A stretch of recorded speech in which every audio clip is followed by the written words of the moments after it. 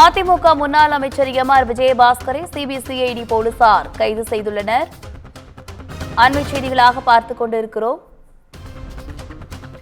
அதிமுக முன்னாள் அமைச்சர் MR. விஜயபாஸ்கரை CBCID போலீசார் கைது செய்துள்ள அண்மை செய்தி பார்த்துக் கொண்டிருக்கிறோம். தொடர்ந்து செய்தியாளர் இணைகிறார். வணக்கம் சுப்பிரமணியன், விவரங்களை வழங்கலாம். தலைமறைவாக இருந்த முன்னாள் அமைச்சர் எம்.ஆர். விஜயபாஸ்கரை சிபிசிஐடி போலீசார் கைது செய்திருக்கிறார்கள். 100 கோடி நில மோசடி வழக்கில் எம்.ஆர். விஜயபாஸ்கர் தலைமறைவாக இருந்தார். குறிப்பாக கரூரில் உள்ள மேலக்கரூர் சார் பதிவாளர் முகமது அப்துல் காதர் என்பவர் கரூர் காவல் நிலையத்தில் ஒரு புகார் அளித்திருந்தார். அந்த புகாரில் போலி சான்றிதழ் கொடுத்து 100 கோடி மதிப்புள்ள 22 ஏக்கர் நிலத்தை மோசடியாக பதிவு செய்ததாக யுவராஜ், அதே போல பிரவீன், ரகு, சித்தார்த்தன், மாரியப்பன், செல்வராஜ், சோபனா ஆகிய 7 பேர் ஏமாற்றி விட்டதாக அவர் புகார் அளித்திருந்தார். அந்த புகாரின் பேரில் 8 பிரிவுகளின் கீழ் கரூர் இருக்கக்கூடிய வாங்கல் போலீசார் பதிவு செய்திருந்தார்கள்.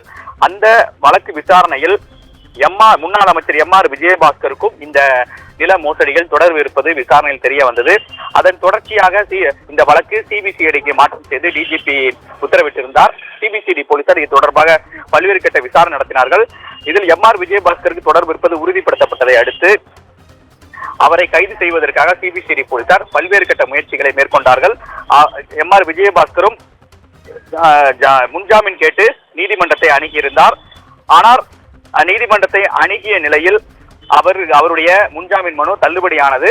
மீண்டும் அவர் முன்ஜாமீன் கோர்ட்டு மனு தாக்கல் செய்திருந்தார். தன்னுடைய தந்தைக்கு உடல்நிலை சரியில்லை என்ற ஒரு காரணத்தை மையமாக வைத்து அவர் நீதிமன்றத்தை அணுகினார். அந்த வழக்கு விசாரணையும் அதிலும் முன்ஜாமீன் மனு தள்ளுபடியானது. இவர் இதன் பிறகு உயர் நீதிமன்றத்தை நாடி இருக்கிறார். இதற்கிடையில் இவர் தலைமறைவாக இருந்த எம்.ஆர். விஜயபாஸ்கரை பிடிப்பதற்காக தனிப்படை அமைக்கப்பட்டிருந்தது. தனிப்படை டெல்லி, கேரளா உள்ளிட்ட பல்வேறு மாநிலங்களில் தீவிரமாக தேடி வந்தனர்.